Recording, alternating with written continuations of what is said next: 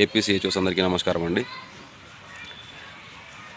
ఈరోజు కాకినాడలో పెద్దాడ పిఎస్సి పరిధిలోని పెద్దపూడి విలేజ్ హెల్త్ క్లినిక్ 1లో సిహెచ్ఓగా పనిచేస్తున్న సునీత మేడం గారి మీద అదే పిహెచ్సి సంబంధించినటువంటి మెడికల్ ఆఫీసర్లు ఇద్దరు, తర్వాత పారామెడికల్ సూపర్వైజర్లు కొందరు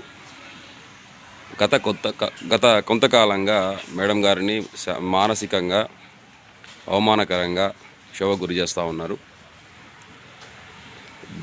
ఈ కారణంగా ఇది తట్టుకోలేక పలు రకాలుగా వాళ్ళకి సర్ది చెప్పే ప్రయత్నం చేసినారు మేడము. ఇది కరెక్ట్ కాదని కూడా చెప్పడం జరిగింది. కానీ అన్ని రకాల వర్క్ చేస్తూ ఉన్నా కూడా, సహకారంగా ఉన్నా కూడా అదే పనిగా సునీత మేడం గారిని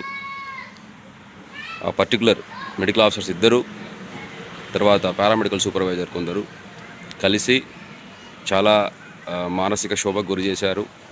అందరిలో నిలబెట్టి అవమానకరంగా మాట్లాడడం జరిగింది. ఇవి కొంతకాలంగా జరుగుతూ ఉన్నాయి. ఈ క్రమంలో మేడం గారు ఇవి భరించలేక ఈరోజు సూసైడ్ అటెంప్ట్ చేయడం జరిగింది. దేవుడి దయ వల్ల మేడం గారు ఈరోజు మనకు ప్రాణాలతో ఉన్నారు. సో అసోసియేషన్ తరపున, ఏపీఎంసీ తరపున మేమందరము రాష్ట్ర ప్రభుత్వానికి